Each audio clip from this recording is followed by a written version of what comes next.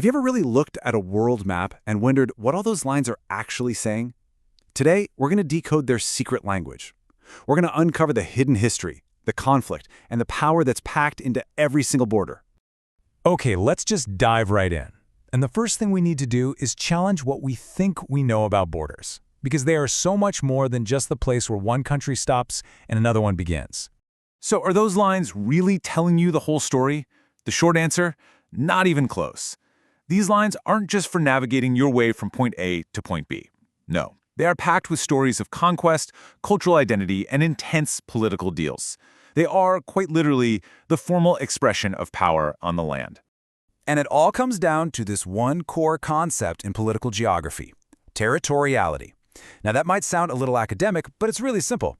It's the reason we draw borders in the first place, to say, this is ours, and to define exactly how far a government's power can reach. So let's get into our first two types of boundaries, and they're distinguished by one really key question: were people already living there when the line was drawn?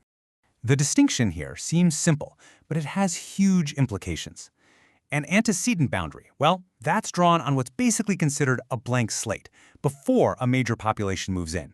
A subsequent boundary, on the other hand, has to deal with what's already there: the cultures, the languages, the economies already on the ground. And you know, the U.S.-Canada border is a fantastic case study of both. That long, straight western part along the 49th parallel, that's a classic antecedent boundary. It was drawn up in a treaty back in 1846 across this vast, largely unsettled territory. But the eastern border, that's a whole different story. It's a subsequent boundary. It was formally drawn in 1842 to basically match the settlement patterns that had already been developing for centuries.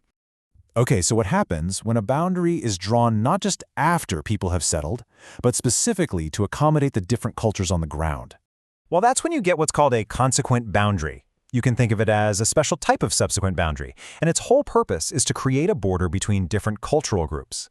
You know, the crucial point here is that these borders often show up after major historical and cultural upheavals: the partition of India and Pakistan along religious lines, the separation of Ireland and Northern Ireland, and the really messy breakup of Yugoslavia into new states based on ethnicity. These are all powerful and often painful examples. But then, there are boundaries that are the complete opposite of that, drawn by outsiders with absolutely no regard for the local population. These are called superimposed boundaries, and they are a direct and often devastating legacy of colonialism.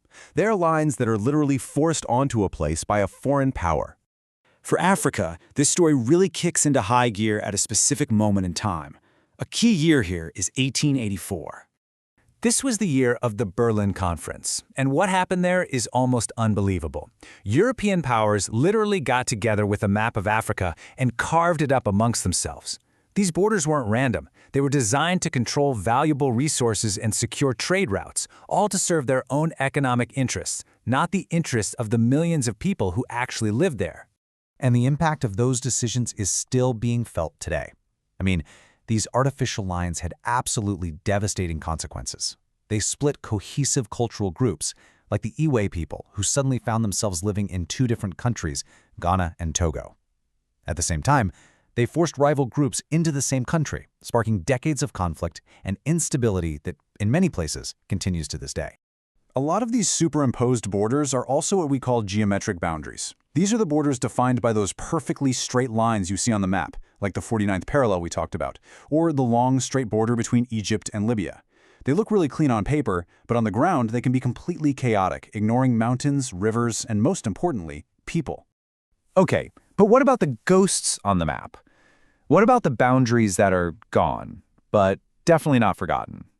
These are called relic boundaries. These are borders that don't exist politically anymore, but they've left a deep cultural or economic mark on the landscape. And the Berlin Wall is probably the most famous example of this. Even though the wall came down way back in 1989 and Germany was reunited, you can still see its economic legacy today. The architecture itself tells the story. The vibrant, varied housing in the former West, which was a result of capitalist investment, stands in stark contrast to the uniform Soviet-style buildings in the former East. The political line is gone, but its shadow is still very much there. So there you have it, a quick summary of the 6 boundary types in our geographer's toolkit. From antecedent lines drawn on empty land all the way to the relic ghosts of old walls, Every single one tells a unique story about how we've decided to organize our world. So now that you can read the secret language of maps, let's think about the future. In an age of digital nations, rising sea levels, and global migration, what new boundaries are going to define our world? And what stories will they tell